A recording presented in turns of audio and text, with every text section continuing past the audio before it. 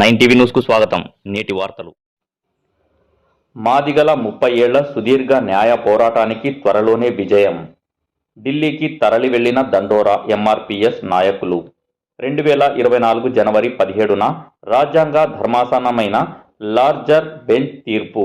శ్రీ సత్యసాయి జిల్లా పుట్టపర్తి నియోజకవర్గం పుట్టపర్తి కేంద్రంలో సుప్రీం కోర్టులోని ఒకే ధర్మాసనం ఎస్సీ వర్గీకరణ అంశంపై 2024 జనవరి 17న లార్జర్ బెంచ్కు తీర్పుల విషయాన్ని పరిశీలనకు రానున్న నేపథ్యంలో తగిన పేపర్లు సబ్మిట్ చేయడానికి దండోరా ఎంఆర్పీఎస్ నాయకులు ఢిల్లీకి తరలి వెళ్లారు.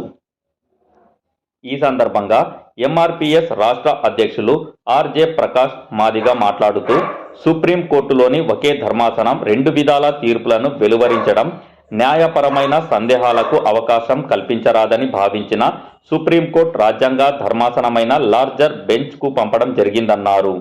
కావున ఈ తీర్పు జనవరి 17వ తేదీ పరిశీలించనున్నట్లు తెలిపారు. త్వరలోనే మాదిగల 30 ఏళ్ల న్యాయ పోరాటం కల నెరవేరనున్నట్లు ఆశాభావం వ్యక్తం చేశారు. ఈ కార్యక్రమంలో దండోరా ఎంఆర్పీఎస్ రాయలసీమ జిల్లాల అధ్యక్షులు చిప్పగిరి లక్ష్మీనారాయణ, అధికార ప్రతినిధి అక్కులప్ప, రాయలసీమ జిల్లాల యువసేన అధ్యక్షుడు గండికోట లక్ష్మణ్, శ్రీ సత్యసాయి జిల్లా అధ్యక్షులు గంగాద్రి, జిల్లా అధికార ప్రతినిధి గోలాపురం గంగాద్రి, ఆంధ్రప్రదేశ్ తెలంగాణ లీగల్ సెల్ అధ్యక్షులు కత్తి చలంరాజు, గిరిధర్, రాష్ట్ర ఉపాధ్యక్షులు సుబ్బయ్య, రాష్ట్ర లా వ్యవహారాల అధికార ప్రతినిధి బాలస్వామి తదితరులు పాల్గొన్నారు. 9 టీవీ న్యూస్తో రిపోర్టర్ రవీంద్ర. భవిష్యత్తులో మాదిగ కులాలు ఆర్థికంగా లాభపడాలంటే ఈ జీవోల అవసరం మాకు చాలా ఉంది.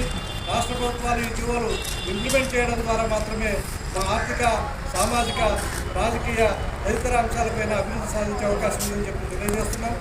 పత్రికా ప్రతినిధులు మొదటి నుంచి మాకు సహకరిస్తూ వస్తున్నారు.